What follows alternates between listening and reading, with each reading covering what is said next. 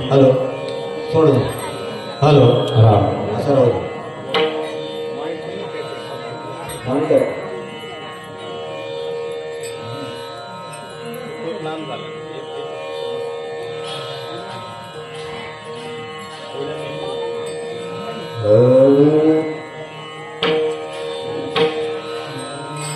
रूप पाहता लोचने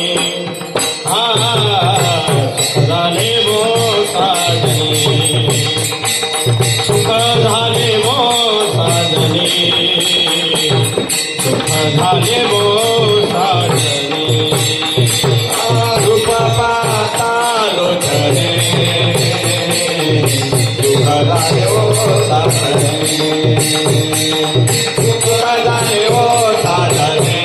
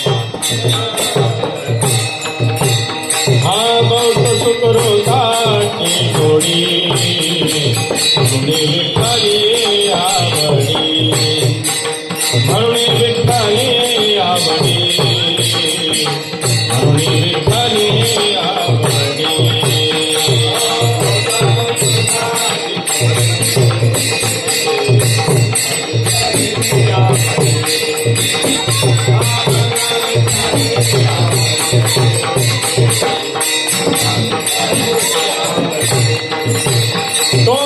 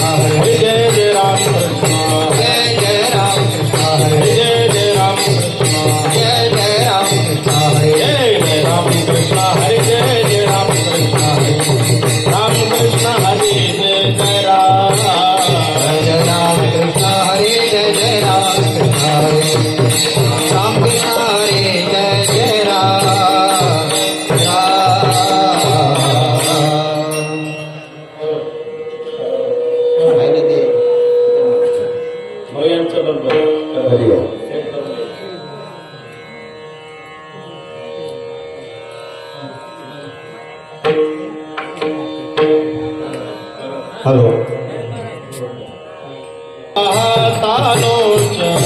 रूप पाहता लोचनी सुख झाले हो साजनी सुख झाले हो साजनी झाले ओ साजनी सुख झाले ओ साजनी सुख झाले ओ साजनी सुख झाले ओ साजनी तुहा विठ्ठल तुहा विठ्ठल परवा तुहा विठ्ठल तुहा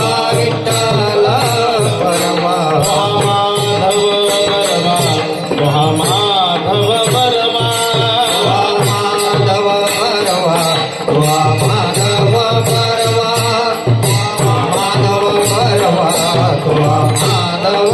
परवा बहुत सुकृताची जोड बहुधा सुकृताची जोडे बहुत सुकृताची गुण बहुधा सुकृताची जोडे म्हणून विठ्ठल आवडी म्हणून विठ्ठल आवडी मने विठ्ठली आवडे मना विठ्ठली आवडे विठ्ठली आवडे मना विठ्ठली आवडे सर्व सुखाचे आगर सर्व सुखाचे आगर सर्व सुखाचे आगर सर्व सुखाचे आगर आपण घुमादेवी बर बापन घुमादेवी बर बापर कुमादेवी वर बापर कुमादेवी वर बापर कुमादेवी वर बापर कुमादेवी वर तुहा विठ्ठल बर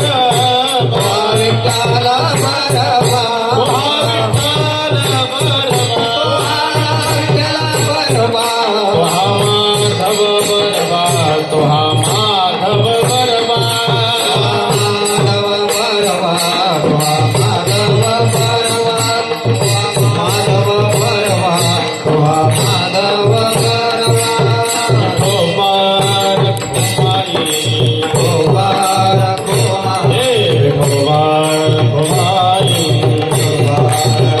हे भगवान कुमारी हे भगवान कुमारी हे भगवान कुमारी हे भगवान कुमारी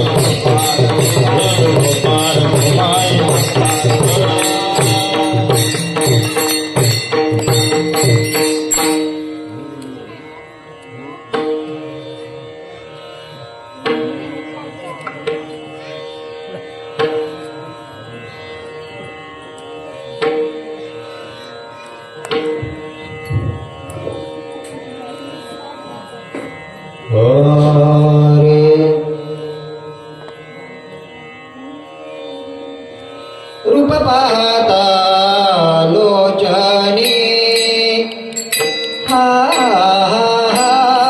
रूप पाहता लोचनी हा रूप पाहता लोचनी रूप पाहता लोचनी हा माता लोचनी रूप पाहता लोचनी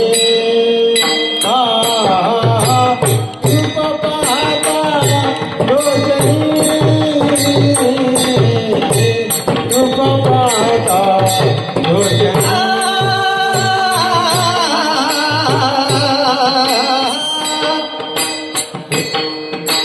रूप पाहता लोचन रूप पाहता रूप पाहता लोचनी हा रूप पाहता लोचनी रूप पाहता लोचनी हा पाहता लोचनी रूप पाहता लोचनी रूप पाहता लोचनी रूप पाहता लोचनी रूप पाहता लोचनी सुख झाले ओ साजनी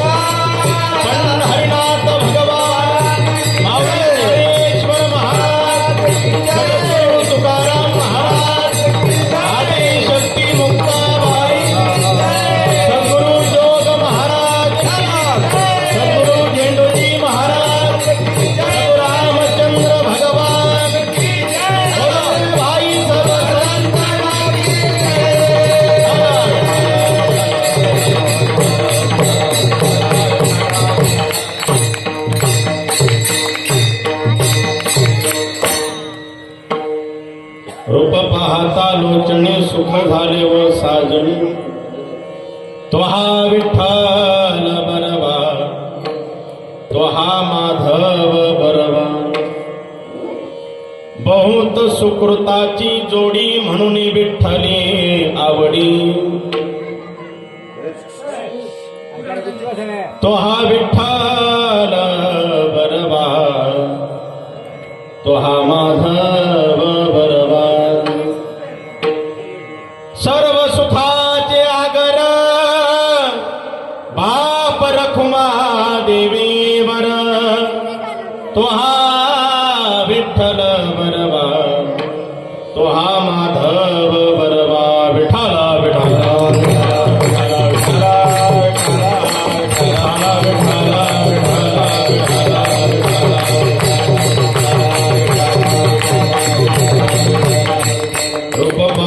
लोचने सुख झाले व साजणी तो हा विठ्ठल बरवा तो हा माधव बरवा प्रस्तुत प्राप्त सर्व समप्राप्त सेवेकरता घेतलेला अभंग माझा अगोदर होता तसाच कर विश्वभूषण जगमान्य संत संत मान्य संत समाज मान्य संत माझा आवाज माझे शब्द समजताय का तुम्हाला कळताय साधकाचा मायबाप चिंतकाचा चिंतामणी महाकैवल्य सम्राट चक्रवर्ती राजे माऊली महाविष्णव ज्ञानोबारायांचा गोड असा शरण कळेल वडेल पचेल टिकेल समजेल उमजेल सोप्या सरळ भाषेतला गोड असा ज्ञानोबारायांचं भगवान परमात्माचं स्वरूपाचं नामाचं वर्णन करणारा आणि स्व अनुभव व्यक्त करणारा अभंग आहे विठाला विठाला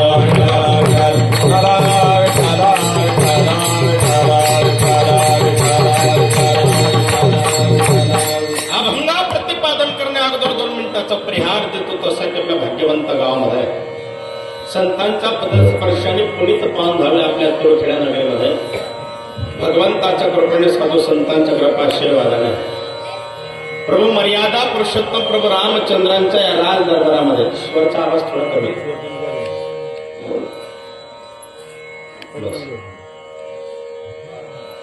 हनुमंतरायांच्या राज दरबारामध्ये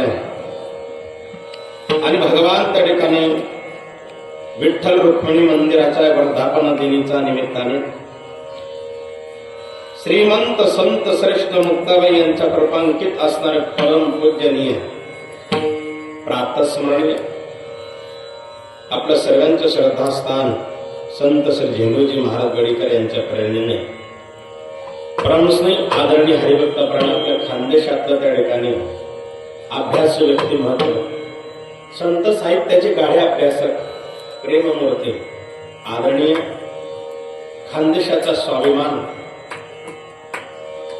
सद्गुरू झेंडूजी महाराज परंपरेचे त्या ठिकाणी मुख्य सेवक आदरणीय हरिभक्त परायण भरतजी महाराज पाटील नशिराबादकर महाराजांच्या अनमनाच्या प्रेरणेने मार्गदर्शनाने या ठिकाणी आपल्या सर्व ग्रामस्थ मंडळ, गावकरी मंडळ, तरुण मित्र मंडळ यांच्या अनमनाच्या आयोजनातून, नियोजनातून, भजनी मंडळाच्या अनमनाच्या उपस्थितीतून बाहेरगावून आलेले महाराज मंडळी, आदरणीय हरिभक्त परायण विष्णू महाराज असतील, शालिक महाराज असतील, सुनील महाराज असतील, विनायक महाराज असतील आणि आपली गावातली असणारी त्या ठिकाणी संपूर्ण भजनी मंडळ असेल, आपल्या सर्वांच्या अर्थक अशा परिश्रमातून चाललेला हा नाम यज्ञ आणि या नाम यज्ञाची ह्या वर्षाची पहिल्या क्रमांकाची कीर्तन रूपी सेवा आपल्या सर्व भजनी मंडळाच्या आनमनाच्या आज्ञेतून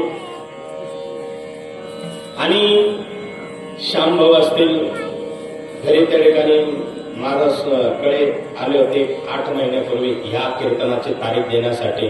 आमचे भगवान भाऊ असतील, मयूर असेल, सर्व तरुण मंडळी आपल्या सर्वांच्या अथक अशा आज्ञेतून आजची कीर्तनाची सेवा माझ्यासारख्या आज्ञानाचा वाटायला आला. विठाला विठाला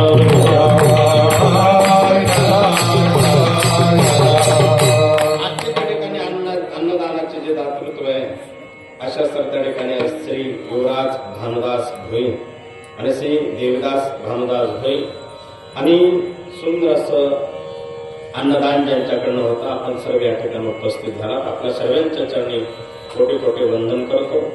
ज्ञानोबर आहे, तुकोबर आहे, साहेब मुक्ताई ज्याप्रमाणे बुद्धी देईल त्याप्रमाणे अभंग होण्याचा प्रयत्न करतो. यंत प्रवेश मम वाच विमाम प्रसुता संजीवयत्य किल शक्तिधर स्वधामना अन्यांश हस्तचरण शौनत्वगादि प्राणान्नमो भगवते पुरुषाय तुभ्यं नमः पंढरीनाथाय पंढरपूर निवासिनी पांडुरंग प्रकाशाय श्री विठ्ठलाय नमो नमः. पांडुरंगा करो प्रथम नमः, पांडुरंगा करो प्रथम नमः, पांडुरंगा करो प्रथम नमः, पांडुरंगा करो प्रथम नमः.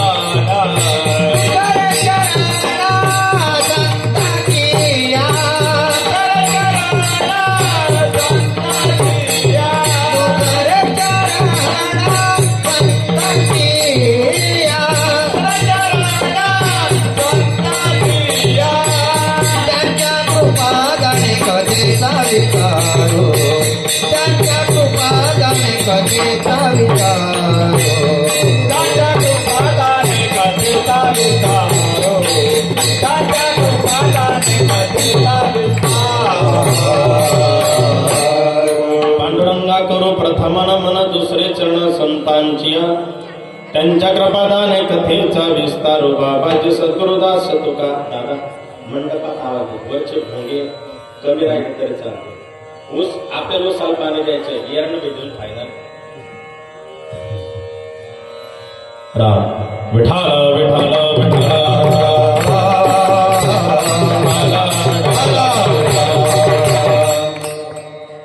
पांडुरंगा करू प्रथम नमन दुसरे चरण संतांच्या त्यांच्या कृपादाने कथेचा विस्तार. बाबाजी सद्गुरुदास तुका कलावज्ञ जीवध्रातावतार कलांकांकते ज्योतिकामोदि वक्र खलानिश्यवाद प्रदान दक्षम समाधि समृद्धिं भजे ज्ञानदेव. ओम नमो ज्ञानेश्वरा करुणाकरा दयाळा तुमचा अनुग्रह लादलो पावन झालो चराचरी. नमो ज्ञानेश्वरा निवृत्ती उदार सोपान्यवा मुक्ता वैनम त्रिभुवन पावनी अतत्र जननी देवाची. सोमेश्वर नाम शिव पुरातन तेथे परशुराम मारियला बाण महत ग्रामच्या त्या शक्ती दैवताला नमस्कार माझा तया मुक्ताय. सोनुपंत तथा गुणीजन तया मामा असे बोलती नामे शंकर शंकराने संगात संगती. पुण्यश्लोक पुण्यनगरीचा मोती खरा ऐसा संतवरा शुभकरा दांडेकरा वंदे संपाद्य ज्ञानंच विदाय भक्ती विलोकितो येन समाधी राजा वैराग्यवंतं सुविचारयुक्तं नमामि जोगं श्रीशा गुरुंतं लोकाभिरामं रणरंगधीरं राजीवनेत्रं रघुवंशनाथं कारुण्यरूपं करुणाकरन्तं श्रीरामचंद्रं शरणं प्रपद्ये विठ्ठल विठ्ठल विठ्ठल विठ्ठल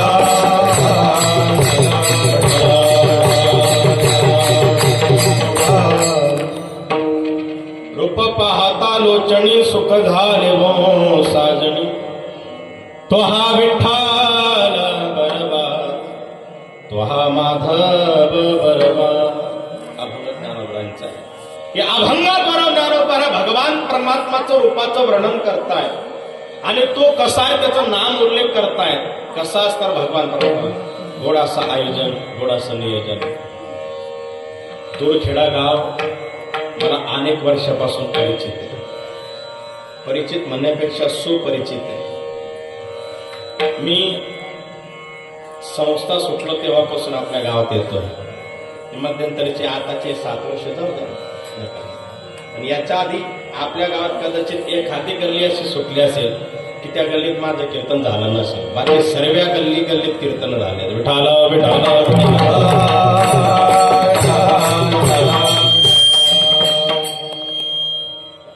मला चांगलं आठवतं का तिकडच्या पिरोबापासून तर भोयवाड्याच्या कोपऱ्यापर्यंत कीर्तन झालं. विठ्ठल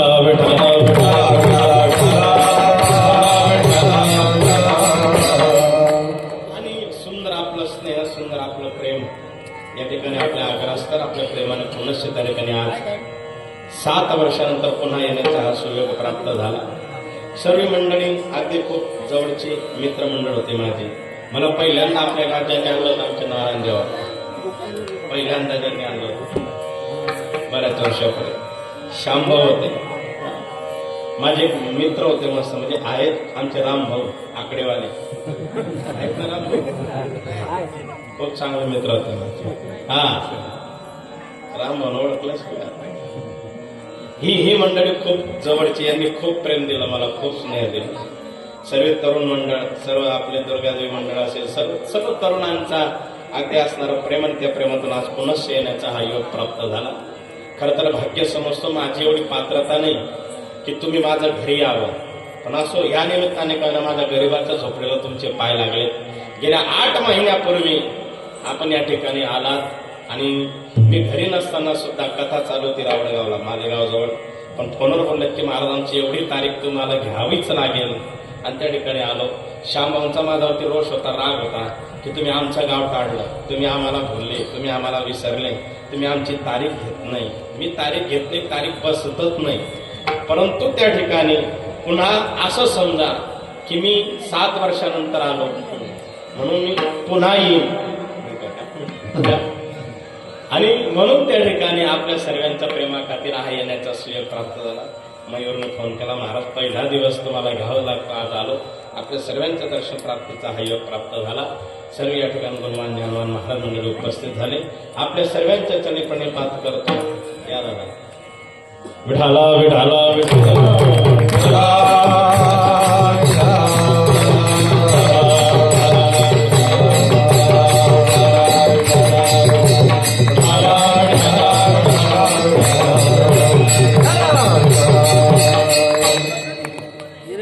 आपण सर्व त्या ठिकाणी प्रेमाची मंडळी ठिकाणी उपस्थित झालात. आपल्या सर्वांच्या चरणी प्रणिपात करतो. सर्वांना वंदन करतो आणि सेवेला विराम देतो. आरंभ करतो. विठाला विठाला विठाला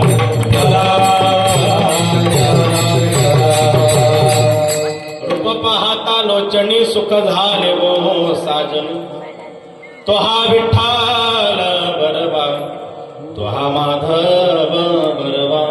अभंगात ज्ञानोबरायचंय. अभंगाद्वारा ज्ञानोबराय स्वजीवनातला आलेला अनुभव व्यक्त करताय का आलेला अनुभव व्यक्त करतात. वेदांताचा भाषेत जर म्हणायचं म्हटलं तर अनुभवयुक्त अनुवाद सांगताय का?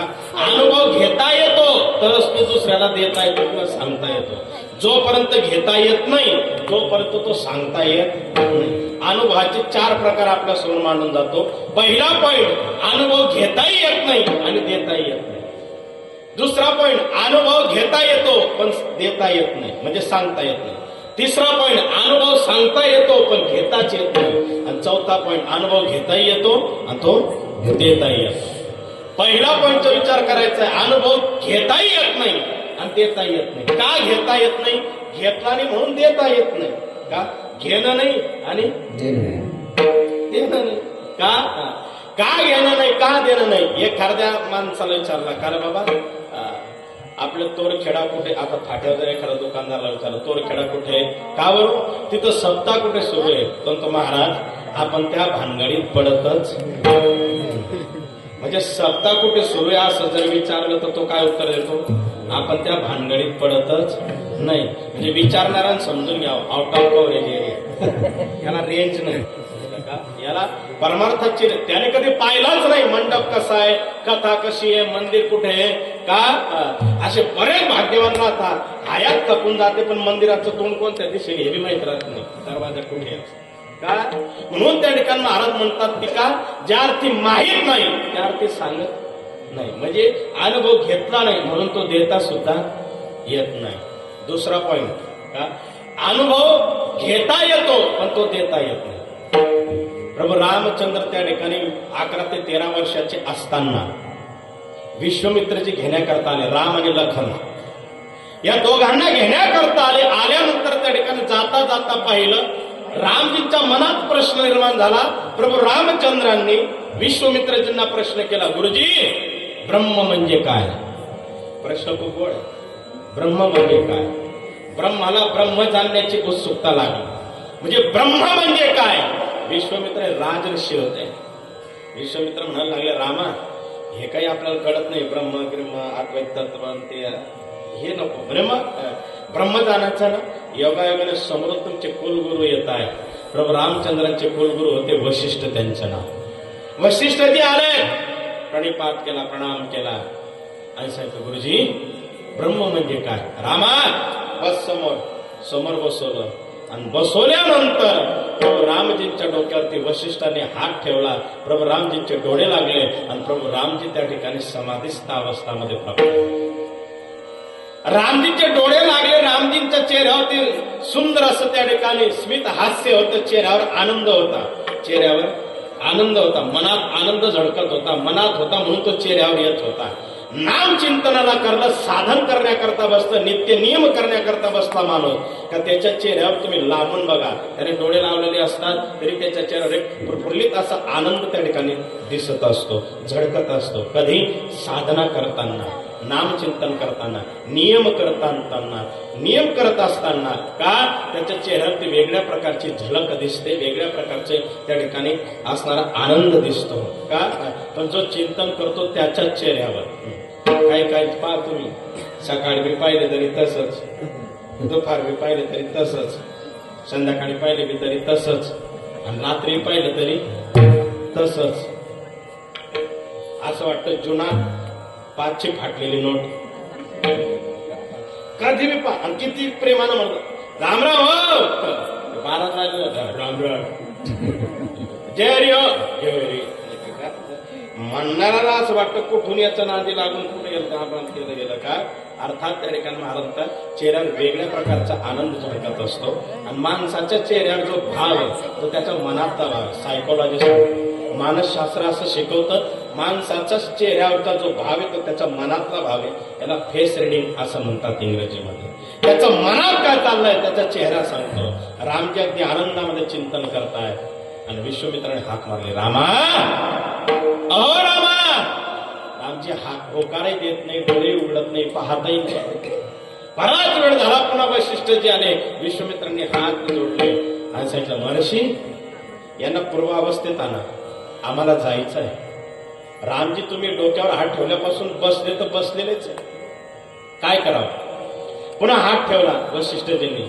रामजी पूर्वावस्थेत आले आणि आल्यानंतर रामजीने त्या ठिकाणी डोळे उघडल्यावर वशिष्ठजी निघून गेले. पण विश्वामित्रांनी विचारलं, रामा, हे रामा, काय म्हणतात गुरुजी? मी इतके हाक मारले तुला, तू होकार देत नाही. समोरच बसलो होतो तुझ्या, मग पण तू कोणाशी तरी बोलत होता, मनातल्या मनात कोणाशी तरी हसत होता. एक वेगळ्या प्रकारचा आनंद तुझ्या चेहऱ्यावरती दिसत होता. असं कुठली अनुभूती तू घेत होता? गुरुजी, खूप आगळ्याने वेगळ्या प्रकारची अनुभूती मला येत होती. खूप आनंद येत होता. मी परमतत्वाची, परब्रह्माची अनुभूती घेत होतो, अद्वैत तत्वाची अनुभूती घेत होतो. अरे सांग ना रामा, कसा होता तो आनंद? गुरुजी माफ करा, का मी तो आनंद घेतला, मी ती अनुभूती घेतली, पण ते माझ्याकडनं सांगता येत नाही. त्याचं वर्णनच करता येत नाही, मला सांगताच येत नाही. अनुभव घेतला नाही का रामजींनी? घेतला, पण सांगता आलं का? नाही सांगता आलं. हे झालं अध्यात्म. आता व्यवहारात बऱ्याच लोकांना मरायची हौस असते. जाणून बोजून म्हणतोय, हौस असते, आणि म्हणून नाना प्रकारचे प्रयत्न करतात. कोणी ट्रक शोधतं, कोणी नदी पाहतं, कोणी रेल्वे पाहतं, कोणी गड फास पाहतं, कोणी रोगर नाही का. एखाद्याने घेतलं का रोगर घेतलं, वाचतच नाही, पण एखाद्याचं त्या ठिकाणी दैवबल चांगलं म्हणून वाचला. सर्व गाव पाहण्यासाठी जातं, भाऊ कशी तब्येत, भाऊ कशी तब्येत, भाऊ कशी तब्येत. सर्व लोक जाऊन आल्यावर 15-20 दिवसानंतर तुम्ही त्याला भेटायला जा. त्याला कशी तब्येत म्हणतो? चांगली तब्येत. आणि मग येताना हाडूच त्याला विचारला, दादा तुझे घेतलं होतं त्याची चव कशी होती? कसं लागत होतं? सांगता येतं का? नाही. घेतलं नाही का? घेतलं, पण सांगता येत नाही. का अनुभव घेता येतो, पण देता येत नाही. दुसरा पॉईंट संपला. तिसरा पॉईंट, का अनुभव देता येतो, पण घेता येत नाही. काही लोक फक्त सांगण्यासाठी राहतात.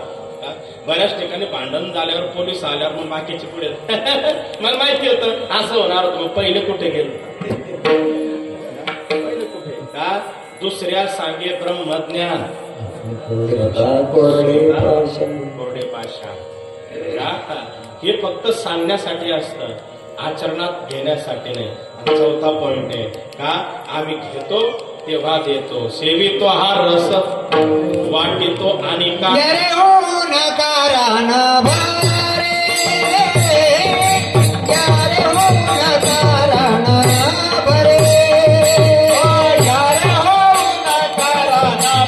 भरे, यारे होऊन कारण भरे.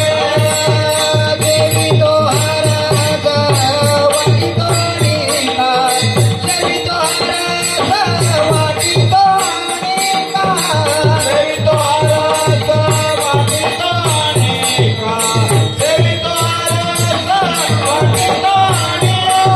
यारे होऊन कारण भरे, यारे होऊन कारण भरे, यारे होऊन कारण भरे, यारे होऊन कारण भरे. सेवितो हा रस वाटितो आणि का घ्यारे हो नका रान भरी. किंवा तुका म्हणे आम्ही खातो आनंदाचे. का अगोदर आम्ही घेतो आणि मग तुम्हाला देतो. का घेऊन देणारे फक्त संताचे लक्ष. अनुभवाले अंगा ते या जगात येत असो, ते या जगात येत असो, ते या जगात येत असो. अनुभवाले अंगा ते या जगात येत असो, ते या जगात येत असो, ते या जगात अनुभव आले अंगा ते या जगात. माझ्या बटनला हात लावायचंच नाही. विठाला विठाला विठाला विठाला विठाला विठाला विठाला. राम म्हणून अनुभव आले अंगात या जगात देत असे. आणि तुका म्हणे आम्ही खातो आनंदाचे लाडू. का अर्थाचा अनुभवाचा ठिकाण आहे. ज्ञान आहे. अनुभव म्हणजे काय? ज्ञान आहे. अनुभव काय? ज्ञान आहे. ज्ञान आहे म्हणूनच अनुभवेन अनुभवे म्हणून अमृत झाला, अमृत झाला म्हणून अमृता अनुभव आला. का? अनुभव म्हणजे काय? ज्ञान आहे. दोन प्रकारचं ज्ञान, एक शाब्दिक ज्ञान आणि एक अनुभविक ज्ञान. माणूस त्या ठिकाणी वयाच्या हिशोबाने जे शिकत जातो त्याला अनुभविक ज्ञान असं म्हणतात. शाब्दिक ज्ञान वेगळं. का? शाब्दिक ज्ञान जितकं पाठ केलेलं आहे तेवढंच नाही का? 4 पानात कीर्तन संपलं का संपलं, बाहेरचं प्रमाण आलं काय बोलावं हे समजत नाही. हे शाब्दिक ज्ञान वेगळं, पाठ केलेलं वेगळं आणि ग्रंथांचा अभ्यास करून सायास करून स्टडी करून सांगितलेलं वेगळं. म्हणून अनुभव हा अंतःकरणाचा ठाव घेतो. शाब्दिक ज्ञान कधी माणसाला उघड पाडेल, कधी माणसाचं फजिता करेल सांगता येत नाही. उदाहरणार्थ, एक दिदीचं नवीन लग्न झालं आणि लग्न झाल्याबरोबर पहिल्याच दिवशी सासरी जाताना आईने बसवले राईन सांगितलं, बेटा बस अर्धा तास तुला काही बोलायचंय, महत्वाचं बोलायचं. काय काय? आता सासर आणि माहेरचा फरक सांगते तुला. का? जिथं माय बाप भाऊ बहिणी आहेत तिला माहेर असं म्हणतात. सासू सासरे आणि नणंद दीर जेठ आहेत त्याला सासर असं म्हणतात. बेटा दीदी, माहेर तू सर्वात आधी झोपायची आणि सर्वात नंतर उठायची, त्याला माहेर म्हणतात. आता नाही, आता सर्वात नंतर झोपायचं आणि सर्वात आधी उठायचं, याला सासर म्हणतात. दीदी, स्वयंपाक होण्याच्या आधी पहिली चपाती उतरली का तू खायला बसायची, आता तसं नाही. आता सर्वांना तू जीव घालायचं आणि नंतर तू जेवायला बसायचं. दीदी, आता सर्वांचं अंतरून तू व्यवस्थित पाडायचं, सर्वात झोपल्यानंतर तू झोपायचं, सर्वात आधी उठायचं, याला सासर म्हणतात. आणि दीदी, इथं तू एखाद्याचं काम ऐकलं नाही ऐकलं तरी तुला कोणी बोलत नव्हतं, हे माहेर आहे. पण तिथं तुला एकाचही कामाला नाही सांगता कामा नाही. सासू सासरे दीर जेठ नणंद जे काही असेल त्यांचं काम, त्याच्यात दीदी नणंदचं काम नाही ऐकलं तर चालेल, लहान आहे तुझ्यापेक्षा बहिणी म्हणून समजून घेईल, जेठ मोठे आहेत मोठा भाऊ म्हणून समजून घेईल, सासरा वडिलांच्या जागेवर समजून घेईल. पण सासूने कुठलंही काम सांगितलं चुकून सुद्धा नाही म्हणजो नको, नाही म्हणूच नको. नाही म्हणता तिला असं लटलट करायला लागते. हे म्हणते सासू, आणि हा सासू म्हणजे काय काय, हिला असं वाटतं सासू म्हणजे हिटलर आहे का काय का? आणि ही घाबरते, मग आई नाही म्हणून मी म्हणू काय, काहीच म्हणू नको तुझ्या सासूला. तर एवढा शब्द पाठ कर दीदी. काय? आत्याबाई तुम्ही सांगता एकदम खरंय, असंच झालं पाहिजे. जसे गेले सुनबाई तसे सासूने आल्यास बेटा आली, सर्वांच्या पाया पण दर्शन वगैरे घे, सर्वांचं मस्त तुझ्या हातून चहा ठेव. आत्याबाई तुम्ही सांगता एकदम खरंय, असंच झालं पाहिजे. संध्याकाळी मस्त स्वयंपाक कर तुझ्या हातून. आत्याबाई तुम्ही सांगता ते एकदम खरंय, असंच झालं पाहिजे. बेटा सकाळी उठल्यावर मस्त सर्वांचा डबा वगैरे करून दे, धुणं भांडी करून घे. आत्याबाई तुम्ही सांगता ते एकदम खरंय, असंच झालं पाहिजे. सासू बी खुश, सून बी खुश. एकच शब्दावर 6 महिना लोटून गेला, एकच शब्द 6 महिना. 6 महिन्यानंतर सासू झाला चिकनगुनिया आणि सासू पडली खाटेवर. 15 दिवस सुनबाईने तिथं सेवा केली, चहा पाणी नाश्ता जेवण वगैरे जे असेल ते 15 दिवस खाटेवर. आता तो चिकनगुनिया ज्याला झाला होता त्यांना विचारा, मला तर कीर्तनातच झाला. आणि जेव्हा तिने पाहिलं सुनबाई अगे गेल्या 15 दिवसापासून हा रोग काय मला बरं होत येत नाही, हा काय मला उठू देत नाही खाटेवरनं, असं वाटतं ना हालिंग ना डोलिंग. अगं तू शेतात जणांचा डबा करते, शाळेत जाणाऱ्या पोरांचा डबा करते, घरच्यांचा स्वयंपाक करते, धुणं भांडी सर्व करते आणि माझा सेवेशी तत्पर असते, रोज दिवसभर माझी सेवा करते. अगं तुझी फजिता काही माझ्याकडनं पाहिलं जात नाही. बेटा सुनबाई मला असं वाटतं हा रोग काही बरं होणार नाही आणि म्हणून मला असं वाटतं एक गुच्चन रोगर घ्यावं, पिऊन घ्यावं आणि कायमची कटकटच मिटवून टाकावी. ती म्हणे आत्याबाई तुम्ही सांगता ते एकदम खरंय, असंच. याला शाब्दिक ज्ञान म्हणतात का अनुभविक ज्ञान? शाब्दिक ज्ञान. माऊली महावैष्णव या अभंगाद्वारा अनुभविक ज्ञान त्या ठिकाणी सांगताय. अनुभव ज्ञानोबांच्या मनाला आलेला काय आलेला? ज्ञानोबांच्या मनामध्ये अनुरागाची उत्पन्नता झाली. काय झालं? मनात काय निर्माण झाला? अनुराग. राग वेगळा आणि अनुराग वेगळा. अनुराग शब्दाचा अर्थ आहे प्रेम. अनुराग शब्दाचा अर्थ काय? प्रेम. आणि देवाबद्दलचा अनुराग आपल्या मनात निर्माण होण्याकरता 4 प्रकारचे त्या ठिकाणी 4 कारण लागतात, 4 गोष्टी लागतात. का? देवाबद्दलचं प्रेम निर्माण होण्याकरता आपल्या जीवनामध्ये पूर्वपुण्य लागते. काय लागते? पूर्वपुण्य लागते. तुका म्हणे साधन सुलभ गोमटे परी उपस्थिते पूर्वपुण्य.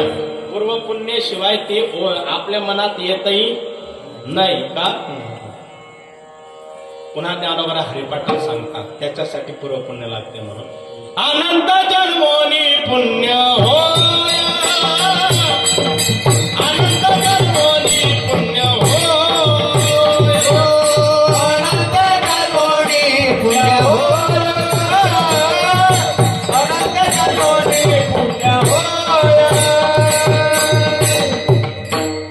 अनंत जन्मोनी पुण्य होय. याच्या आधी काय आहे? सर्वांचा पाठ. याच्या आधीच कडवं काय? पूर्वार्ध काय? ज्ञानदेवाधानी रामकृष्ण अनंत जन्मोनी पुण्य होय. पुण्य. का? ज्ञानदेवा ध्यानी रामकृष्ण म्हणी. म्हणजे रामकृष्ण आपल्या मनात येण्याकरता अनंत जन्माचे पुण्य लागते. अंक नाही सांगितला, का? संख्या नाही सांगितलं. किती जन्म? अनंत जन्मोनी पुण्य होय. जेव्हा इतकं पुण्याचा साठा वाढतो तेव्हा आपल्या हृदयात रामकृष्ण येतात किंवा मुखात नाव येतं. म्हणून महाराज म्हणतात का हे प्राप्त होण्याकरता पूर्व पुण्याचा ठेवा लागतो. दुसरी गोष्ट, दुसरं कारण, देवाबद्दलचा अनुराग निर्माण होण्यासाठी परंपरा लागते. माझा वडिलांची शिगा देवा. म्हणून कोल्होबा कणकाईचं उदरी तुकोबाने जन्माला अवताराला आले आणि रुक्मिणी माता विठ्ठल पंथांच्या उदरी त्या ठिकाणी ज्ञानोबा अवताराला आले. का? त्याचं कारण होतं का? परंपरा होती. दुसरी गोष्ट परंपरा लागते. तिसरी गोष्ट सत्संगती लागते. काय लागते? सत्संग लागतो. नारद त्यांच्या मागच्या जन्मी कोण होते सांगता येईल? नारद त्यांच्या मागच्या जन्मी कोण होते? म्हणून ते नारद झाले. देवाने त्यांना इतके जवळ करण्यासाठी त्यांना मागच्या जन्माची कोणती पुण्य कामी आली? भागवत ऐकतो ना आपण. अशी कोणती पुण्य कामी आली नारदांना की ते नारद झाले? मागच्या जन्मी नारद एक छोटासा बालक होते, रामदास त्यांचं नाव होतं.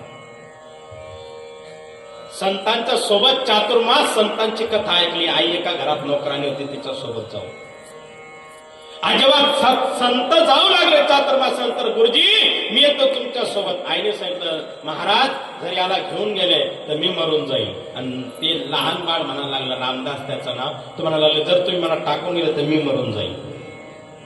शेवटी आईचं ऐकावं लागलं. आईजवळ बाळाला ठेवावं लागलं. आईला सर्पाने दंश केला. आई मृत पावली. आणि शेवटी बालकाने आईचं अंत्यविधी आवडून त्या ठिकाणी अरण्याची वाट धरली आणि त्याच महात्म्यांकडे गेला. संतन के संग लागरे अर्थात त्या ठिकाणी संतांचा देवाचा विचार आपल्या मनात येणं याला भाग्यता म्हणतात. आणि संतांनी आपल्याला जवळ करणं याला योग्यता म्हणतात. विठाला आणि म्हणून त्या ठिकाणी गेलं. म्हणून सत्संग लागते. तिसरी गोष्ट. आणि चौथी गोष्ट, देव जवळ येण्याकरता किंवा देवाबद्दलचा अनुराग प्रेम निर्माण होण्यासाठी आपल्या जीवनामध्ये श्रवण लागतं. श्रवण 9 प्रकारच्या भक्तीतली पहिली भक्ती श्रवणम, कीर्तनम, विष्णू स्मरणम, पादसेवनम, अर्चनम, वंदनम, दास्य, सख्य, आत्मनिवेदनम. का? प्रथम भक्ती कर संतन संगा, दुसरी ममरती कथा प्रसंगा.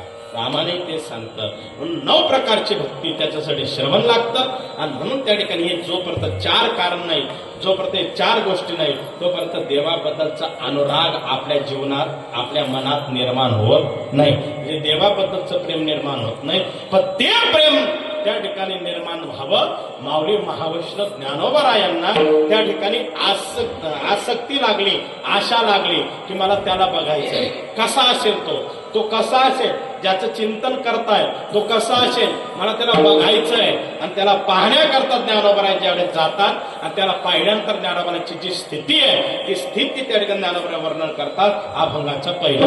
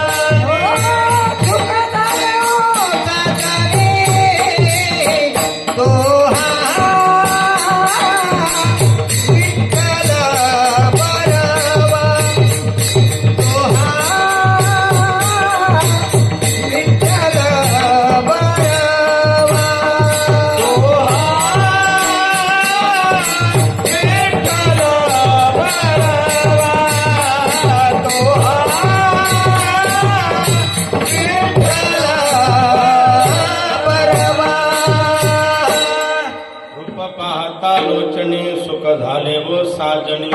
ज्ञानोबा म्हणतात मी त्याला पाहिलं. कोणाला पाहिलं? मी त्याला पाहिलं. दादा बसा, पायाला प्रॉब्लेम बसा. विठाला विठाला विठाला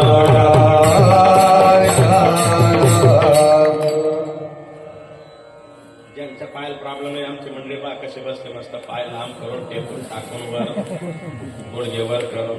तुमच्या पायाला प्रॉब्लेम नाही तुम्ही पुढचे बसायला मस्त पायात चप्पल घालून. विठाला विठाला विठाला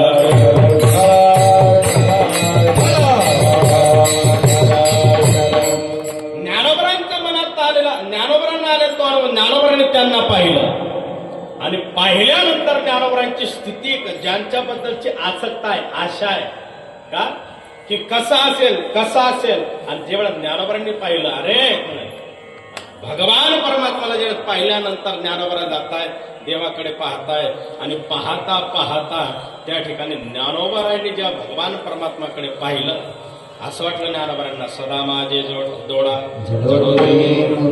रुक्माईचा पती इतकं सुंदर स्वरूप.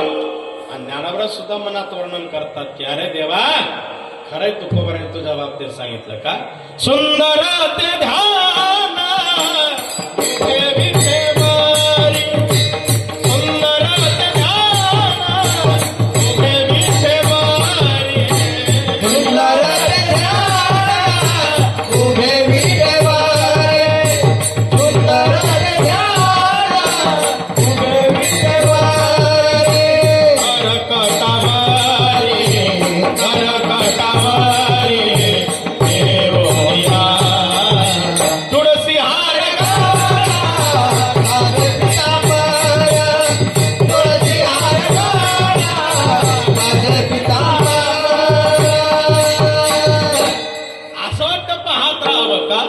आवडे निरंतर हेचे ध्यान.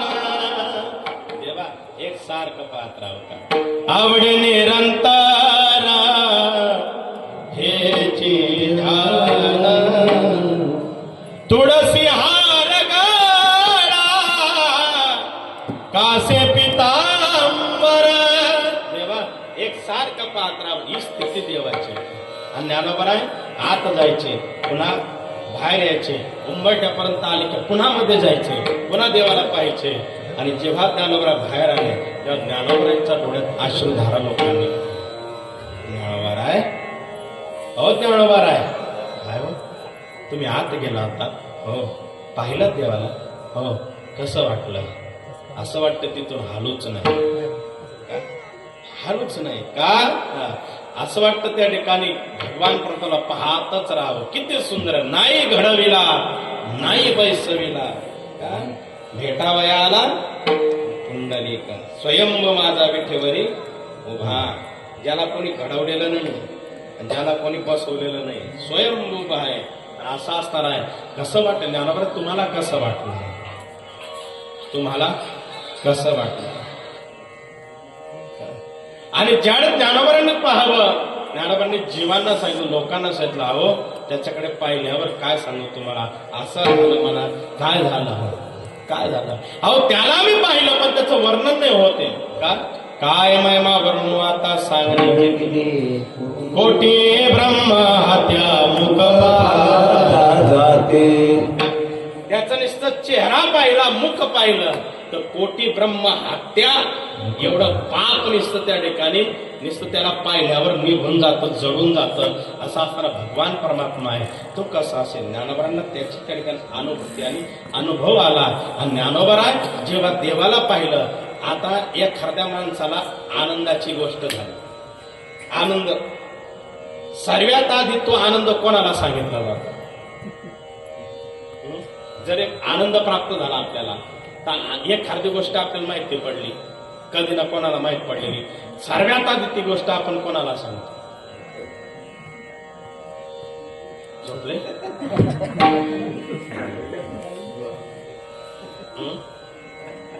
कोणाला सांगतो? सर्वात आधी जी अति जवळची आहे, अति जवळची व्यक्ती, तिला सांगतो. कोणाला सांगतो? अति जवळची व्यक्ती. का? आनंदाची गोष्ट. आता आनंद येतो कोणाला कशात होईल, कोणाला कशात होईल. कोणाला कीर्तन ऐकताना आनंद येतो, कोणाला अभंगाचं निरूपण ऐकताना आनंद येतो, कोणाला चाली ऐकताना आनंद येतो, कोणाला विनोद ऐकताना आनंद येतो, कोणाला इथं आल्यानंतर झोपताना आनंद येतो. आनंद येतो. आनंदाची सीमा नाही. कोणाला कशात आनंद मिळाला. एक माणसाने आल्याबरोबर मला त्या ठिकाणी कुठून तरी आलो, आमच्या गावात जसा आलो तसं, महाराज घ्या पेढा. म्हटलं द्या पेढा. अरे पण काय झालं, तुला काही नातू बितू झालं? नाही नाही घ्या पेढा. म्हटलं द्या पेढा.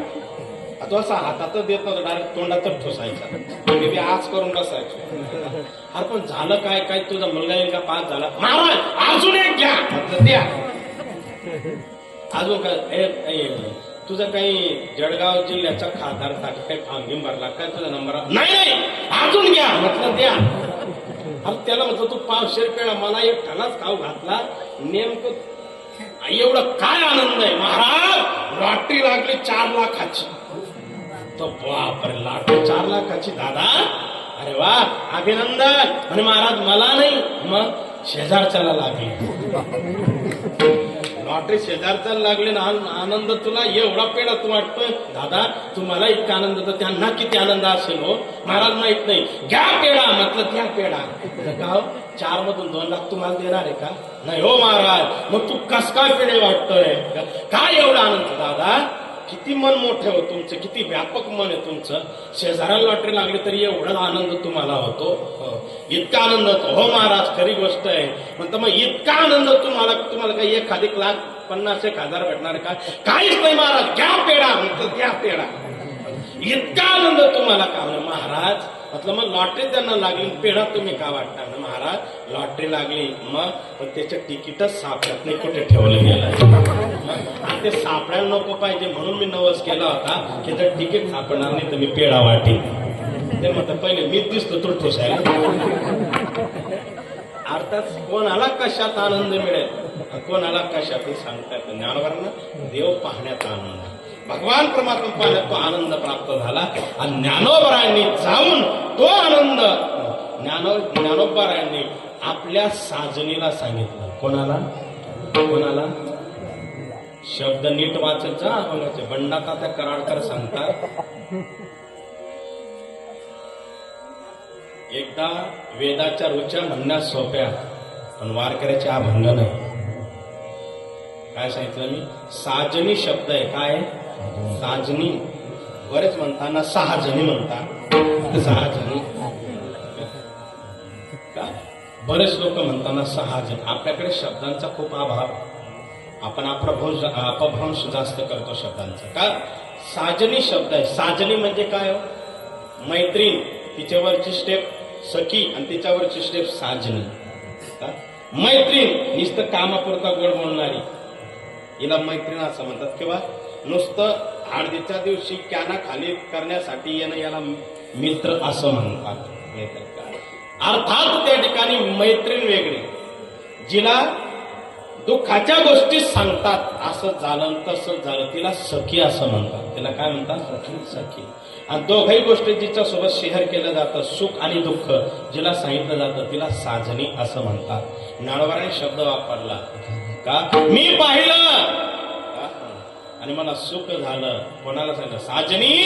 मी त्याला डोळ्याने पाहिलं, लोचनांनी पाहिलं, मला सुख झालं. मग ज्ञानोबाने कोणती साजनी होती? साजनी म्हणजे काय? संतांनी साजनी शब्द का वापरावा? नाथ महाराज सुद्धा एका ठिकाणी साजनी शब्द वापरतात. सांगतात साजनी मी तर नवराच सोडला. काय सांगितलं? मी नवरा सोडला. आता साजनी झाले मी निसंग, साजनी झाले मी निसंग. विकल्प नवऱ्याला सोडियेला संग, विकल्प नवऱ्याला सोडियेला संग. काम क्रोध हे जोडियेले मांग, काम क्रोध हे जोडियेले मांग. आईचा शोकमा मागिना, आईचा शोकमा मागिना.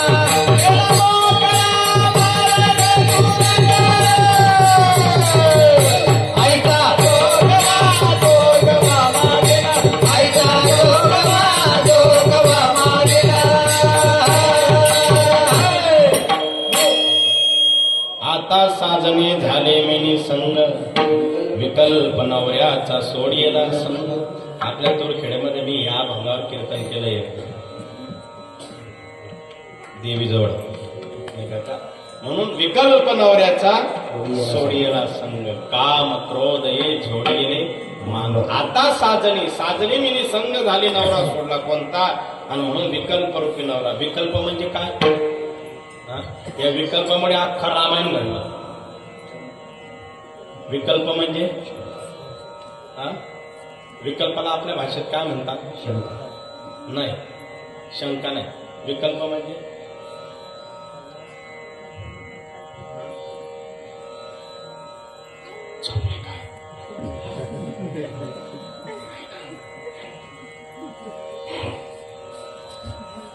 विकल्प म्हणजे लावालावी करणे. अजून सांगू? चिनगाव चिनगाव याला विकल्प असं म्हणतात. विकल्प हा एक अवगुण आहे. विकल्प काय? अवगुण आहे. रामायणातले बरेच बारकावे अजून आपल्या पुढे आलेले नाही. रामायणामध्ये राजा दशरथाला किती पत्न्या होत्या? सांगा बरं. रामायणामध्ये राजा दशरथाला किती पत्न्या होत्या? बायका बायका नाही. आपण 3च्या पुढे गेलोच नाही. आपल्याला कौशल्यान सुमित्रान काही शिवाय माहितीच नाही.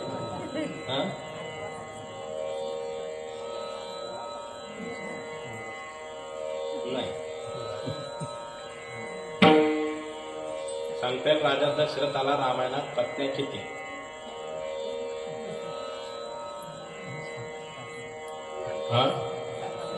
शाबास, टाळीवाजा यांच्यासाठी. 700 पत्न्या होत्या. किती? राजा दशरथाला किती? 700 का?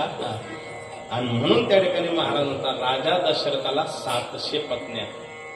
हे रामायण आहे. महाराज वाल्मिकी रामायण खूप सुंदर वर्णन करतात. आणि म्हणून त्या ठिकाणी असे बरेचसे बारकावे.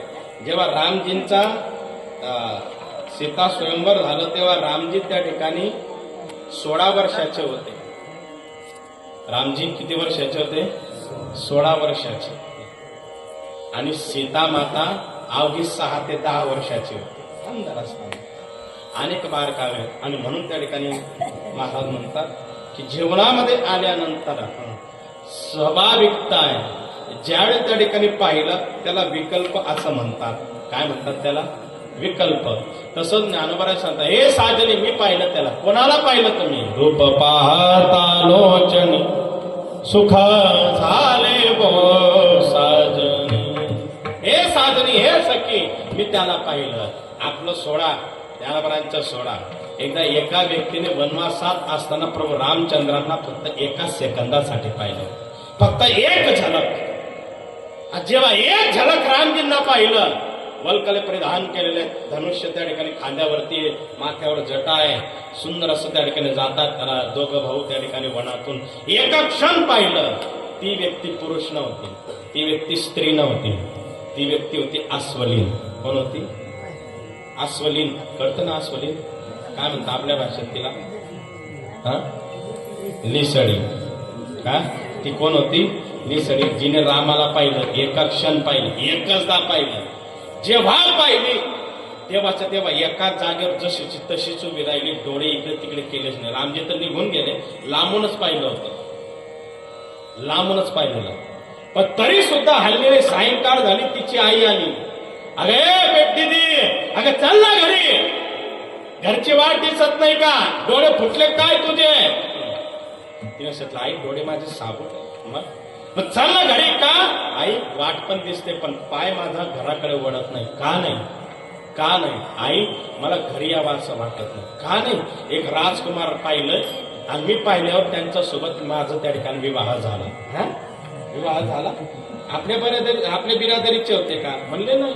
अगं आपण श्वापर हिंस जातीचे प्राणी आणि तू म्हणते माझा विवाह झाला. कोणी केलं तुझं? कोण होतं? मानव होते. मानव. माणूस. त्याने तुला पसंत केलं, त्याने तुझ्यासोबत लग्न केलं का? तो त्यांचा प्रश्न. पण मी तुला सांगते, माझं लग्न मी त्यांच्यासोबत करून टाकलं. त्याने केलं का? तो त्यांचा प्रश्न, तो त्यांचा निर्णय. मग ते मला माहित नाही. अगं घरी चाल. आई साहेब मी घरी येणार नाही. असं करता करता करता सगळे लोक तिला समजवण्यासाठी आले. दिदी असं करू नको, तसं करू. सगळे नातेवाईक आले, घरी गेलीच नाही. तेवढं एक क्षणाचं चित्र तिने त्या डोळ्यात साठवलं आणि जसं तसं ते रूप साठवल्यानंतर ते पाहिल्यानंतर जसं तसं पाहिलं. कालांतराने शरीर क्लांत झालं, जीर्ण झालं. शरीराचा स्वभाव आहे ज्याला त्या ठिकाणी स्वयंनाश म्हणतात वेदांतामध्ये. जात शरीर कदाचित काही प्रकार त्या ठिकाणी जात असतं. ती त्या ठिकाणी मरण पावली. मरण पावल्यानंतर घरच्या लोकांनी त्या ठिकाणी तिची अंत्यविधी कशी केली, काय केली ते काही मला सांगता येईल. आणि कारण मी तेव्हा नव्हतो. मी जितकं वाचलेलं तेवढं तुम्हाला सांगतो. आणि जेव्हा त्या ठिकाणी पाहिल्यानंतर ती मृत पावली, मरण पावली. नंतर त्या कृष्णाचा तिथं सोडा मी नक्की पूर्ण करतो.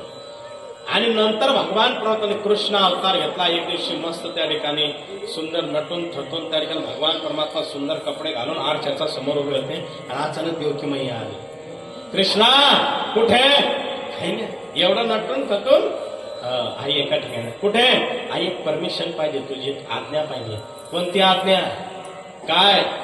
काही नाही आई, एक लग्न करू का अजून? देवकी माता म्हणते, देवा अगोदर 16,107 झाले. किती? 16,107. देव म्हणे, आई म्हणून तर करतोय का? 16,107 म्हणायला कठीण जातं असं वाटतं. चढतीवर गाडी चढते का काय? एक केली म्हणजे सोपं होईल. 16,108 सोपं होईल. म्हणे नको, आई करू देणं. म्हणे नाही, आई करू देणं. नाही का? आई करू दे ना, एकच करू दे. कृष्णा एक नाही, तू 2-4 बी केल्या तरी कोणाची काही कंप्लेंट नाही का? 16,107 मधून काही एक अर्ध्याची कोणाचे दागिने तू असं बँकेत गाण ठेवलेली नाही. त्यामुळे तो कोणी विरोध करणारच नाही का? आणि पण कशाला करा? आई हे फक्त एवढीच परवानगी दे, नंतर काहीच नाही. ठीक आहे जा, पण चांगली मोठ्या घरची आण जरा. हो आई, श्रीमंताची आण. हो आई आणतोच. गेल्याबरोबर त्या ठिकाणी जाताना मोठी गुफा पाहिली. सुंदर असं त्या ठिकाणी सूर्यांचं तेज त्या गुफेतून झळकत होतं. आत गेले आणि आत गेल्यावर एक त्या ठिकाणी अस्वलीन एका मनीसोबत खेळत होती. त्या मनीचं काय नाव होतं? श्रीमंतक. काय नाव होतं? श्रीमंतक म्हणे. तो रोज 22 क्विंटल सोनं द्यायचा तो म्हणे रोज. किती किती 22 क्विंटल सोनं रोज देत होता तो म्हणे.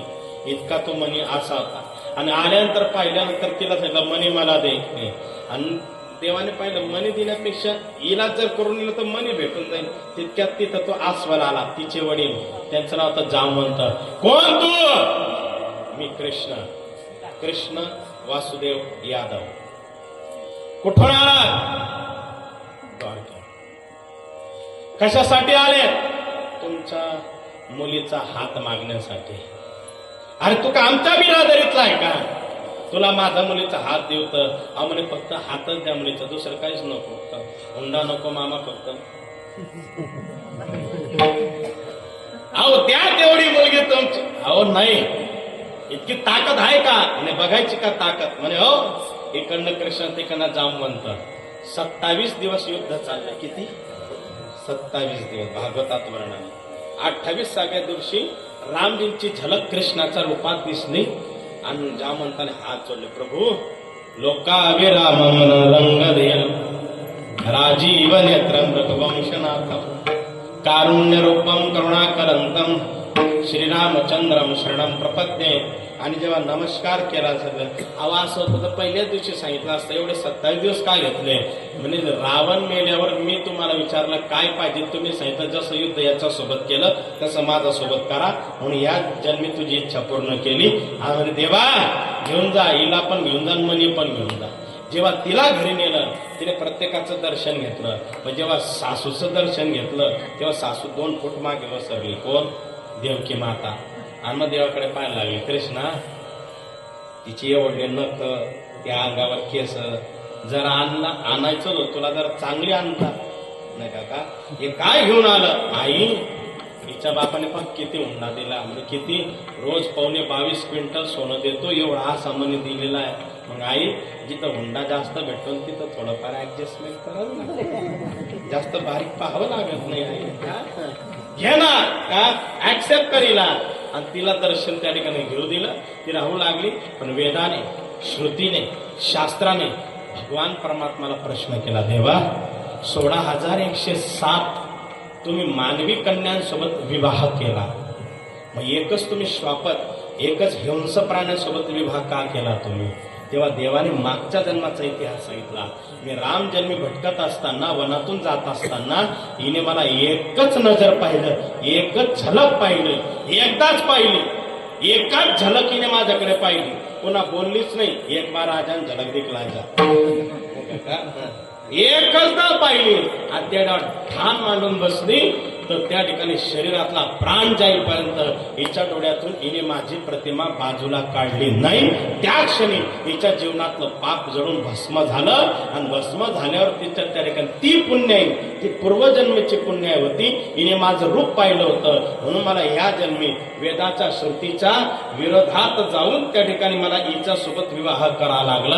आता का करावं लागलं? कारण जगाचा मालक तिला पती म्हणून मिळाला. का? कारण एकचदा तिने रूप पाहिलं होतं, म्हणून हे सुख तिला प्राप्त झालं. म्हणून ज्ञानोबा सांगतात सुख झाले हो साजनी. का? मी रूप पाहिलं म्हणून पती म्हणून मिळाला. म्हणून रूप पाहता लोचनी सुख झाले हो साजनी. पण ज्याला तुम्ही पाहिलं तो कोण? अभंगाच्या दुसऱ्याच्या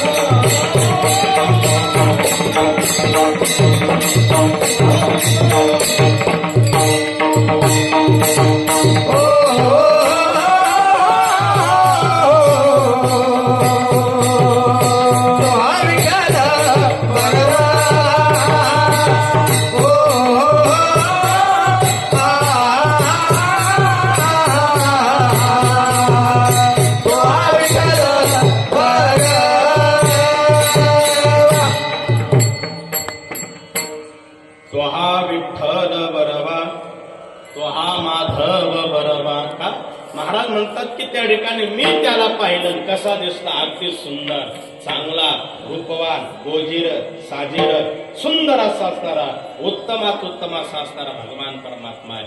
कोण आहे तो आणि हा कोण आहे आणि हा का जे लांबचा असतं त्याला तो ते ता प्रत्यय लागतं आणि हा ही जो जवळ त्याला लागतं का ते का आणि हा ते का ते हे निवृत्तीनाथ, ज्ञानेश्वर, सोपान, मुक्ताबाई, ज्ञानदेवती. व्याकरणामध्ये तो ती ताला तेच प्रत्यय लागतं का लांबच ज्याला आपण पाहू शकत नाही त्याला ते ता म्हणतात, ज्याला आपण पाहतो त्याला हा हे प्रत्यय लागतं का हे समोर. त्या ठिकाणी आम्ही जोग महाराज संस्थेत असताना आदरणीय देवगोपालजी महाराज शास्त्री आम्हाला व्याकरण शिकवायला व्हायचे त्या ठिकाणी. आणि म्हणून त्या ठिकाणी पाहत असताना ज्या वेळेला ते जे पाहत नाही का ते हे निवृत्तीनाथ, ते मग हे निवृत्तीनाथ, मग ते कोण, ज्ञानेश्वर, सोपान, मुक्ताबाई, ज्ञानदीप्तीकडा हे झाले, मग ते कोण, ते कोण, मग ते कोण, ते हे झाले, मग हे ते होते, मग ते कोण, ते सदाशिवाचा अवतार, ते स्वामी निवृत्तीनाथ, ते महाविष्णूचा अवतार ते ब्रह्मदेव, तो सोपान झाला, फक्त आनंद आदिशक्ती मुक्ताबाई. आणि म्हणून त्या ठिकाणी म्हणतात ते जेव्हा ते दिसत नाही तेव्हा ते हे झाले, म्हणून ते निवृत्ती, सोपान आणि मुक्ताबाई. तसं तो कोण ज्याला आम्ही पाहिलं नाही, मग हा कोण, हा विठ्ठल, मग तो कोण म्हणे माधव, मग माधव कोण म्हणे विठ्ठल, म्हणून विठ्ठल कोण म्हणे माधव. एक लक्षात घ्या तुम्ही, माणूस जितका छोटा असतो तेवढा त्याचा पत्ता मोठा राहतो. एखाद्याचं नाव का मग तो कोणत्या गावात राहतो, मग त्या गावचा तालुका कोणता, त्या गावचा जिल्हा कोणता, त्या गावचं राष्ट्र कोणतं, त्या गावचा जिल्हा कोणता, देश कोणता, असं त्या ठिकाणी त्याचा पत्ता राहतो. आणि माणूस जेवढा मोठा राहतो तेवढा पत्ता छोटा राहतो, तेवढा पत्ता छोटा का. मुख्यमंत्री पत्ता काय, मंत्रालय मुंबई का. तसं त्या ठिकाणी तो लांब असला तर आपल्याला वाटतं किती लांब कुठं असेल, जेव्हा दिसत अरे हा काय हेच आहे का, तो हा विठ्ठल, मग तो माधव आहे आणि हा कोण आहे विठ्ठल आहे. मग माधव विठ्ठल कधी झाला, एका प्रमाणात उत्तर देतो, माधव विठ्ठल कधी झाला. द्वारकेची मूर्ती आली भीमा तिरी, जेव्हा द्वारकेत होता तेव्हा तो माधव होता, आणि जेव्हा तो भीमातेली आला तेव्हा तो विठ्ठल झाला. आणि म्हणून त्या ठिकाणी तो हा विठ्ठल बरवा, तो हा माधव बरवा, तो बरवा आहे, चांगला आहे. देव कसा आहे, बरवा आहे, चांगला आहे का. ज्याला कळलं त्याला कळलं. देवाला सुद्धा त्रास सहन करावा लागतो. नीट आहे का. जर त्रेतायुगाचा आजचा जर हिशोब केला तर त्रेतायुगापासून तर आजपर्यंत 8,80,153 वर्षानंतर प्रभू रामचंद्रांना राजसिंहासन 22 जानेवारीला प्राप्त झालं. किती वर्षानंतर, किती वर्ष, जर त्रेतायुगाचा जर हिशोब केला तर 8,80,153 वर्षानंतर रामजी राजसिंहासन विराजमान झाले. आणि कलियुगाचा जर हिशोब केला तर 496 वर्षानंतर रामजींना राजगादी मिळाली. म्हणजे देवाला सुद्धा व्यवस्था करण्याच्या आधी अगोदर व्यथा सहन करावी लागते तरच व्यवस्था होते. विठाल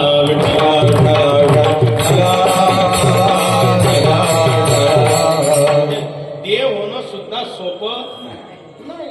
आणि आम्ही तर एवढा सोपा केला, हल्ली जग एका देवाच्याच मागे लागले. कोणाचा,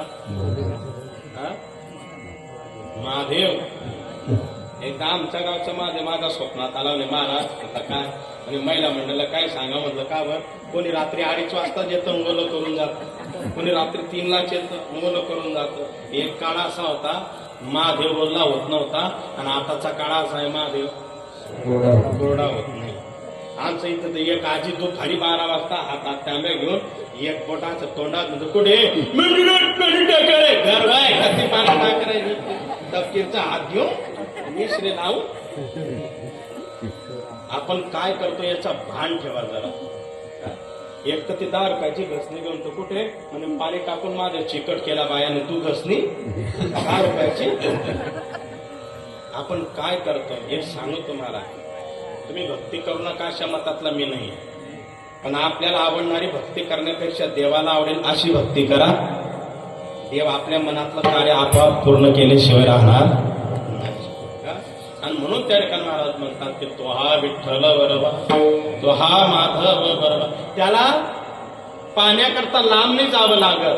ज्ञानोबरांच्या भाषेत तू म्हण मी हेच करी, माझे भजनी प्रेम धरी, सर्वत्र नमस्कारी म्हणजे एकाती. जे जे भेटे भूत ते ते मानिते भगवंत, हा भक्ती योग निश्चित जाण माझा. त्याला काही पाहण्याकरता आज काही वेगळं हे नाही करावं लागतं. आपलं नेचराने देव त्या ठिकाणी ओळखता आला. बरं मला सांगा, देव समजला पाहिजे का देव भेटला पाहिजे? समजला पाहिजे. देव समजला पाहिजे का देव भेटला पाहिजे? हा?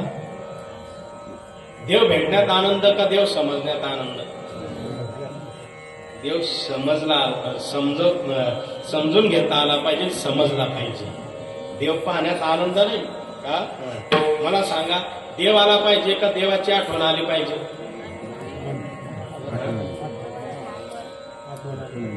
काय आली पाहिजे? आठवण आली. आपल्याला कधी येते?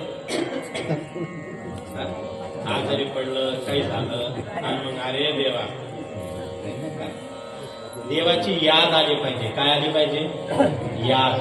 नीट ऐका, जोपर्यंत तुम्ही देवाला याद करत नाही तोपर्यंत देव तुमच्यावर दया करत नाही. दया पाहिजे त्याच्यासाठी काय पाहिजे? याद. काय केलं पाहिजे? याद. एकदा याद शब्द उलटा वाचा. काय? याद केल्याशिवाय दया येतच नाही. आणि म्हणून त्या ठिकाणी भगवान परमात्मा तो हा विठ्ठल बरोबर, तो हा माधव बरोबर का, तो त्या ठिकाणी सुंदर चांगला आहे का. आपण कामापुरता स्वार्थापोटी आपण देव बसतो आणि म्हणून त्या ठिकाणी काही जरी झालं तरी आपण देवाला दोषी ठरवतो का. देवाला दोषी ठरवून काही उपयोग नाही. स्वार्थीत आपण एक नंबरचे का. अंगात आला ताप का देव माझा माहिती तुम्हाला का. एवढे स्वार्थी. एकदा उरूस भरला बुलढाण्याला सैलानी बाबाचा. सगळे महिला मंडळ गेली. एक बस एवढी भरली एसटी. तेव्हा काही अर्ध तिकीट फुकट नव्हतं का. फुल तिकीट. इतकी गर्दी. गेले 5 मैत्रिणी गेल्या बरोबर त्या ठिकाणी बसमध्ये बस आहे जागा नाही. सरका पुढे शेवटच्या सीट पर्यंत गेल्या आणि उभ्या राहिले. पाय ठेवायला जागा नाही. कंडक्टरनं तिकीट झालं का सर्वांचं काढून म्हणे हो झालं. आणि 5चे बिना तिकीट राहिले.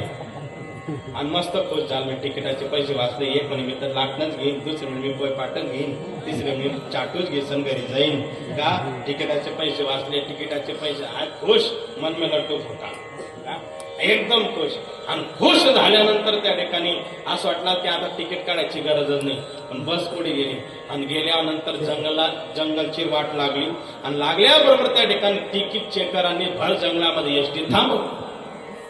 आणि तिकीट चेकर 3-4 चढले आणि भर एसटी तिकीट प्रत्येकाचं तिकीट चेक करायला लागले.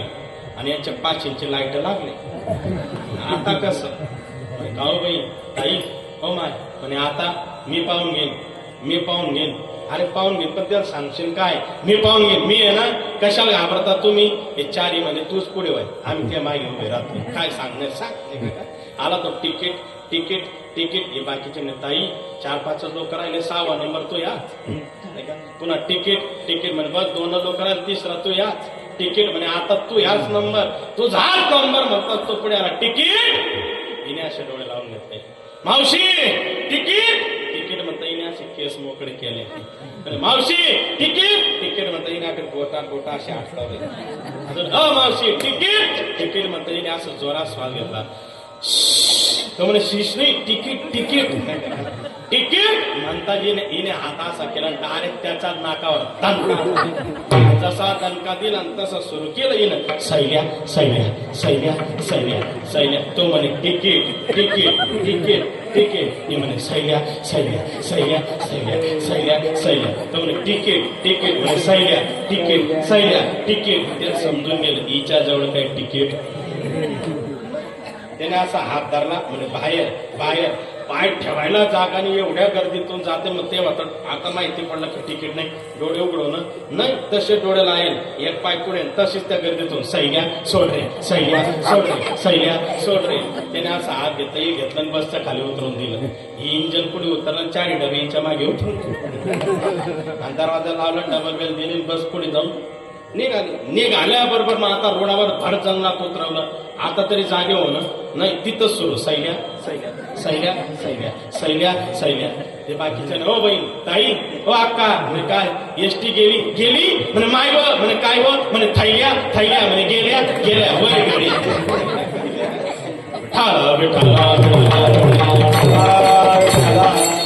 आपण स्वार्थापोटी देव बसतो आपण स्वार्थापोटी देव बसत असतो म्हणून त्या ठिकाणी देव तसा नाही मग का देव इतका सोपा नाही जितका सोपा आपण समजतो भक्ती ते कठीण होईल आणि म्हणून त्या ठिकाणी महाराज म्हणतात की जीवनामध्ये आल्यानंतर त्या ठिकाणी कसा आहे तो सुंदर तो हा विठ्ठल बरोबा तो हा माधव बरोबा का मग असा असणार आहे हा कधी मिळतो याच्यासाठी पुण्यही लागते परंपरा आणि पुण्याशिवाय देव डोळ्याने सुद्धा दिसत नाही अभंगाच्या बहुधा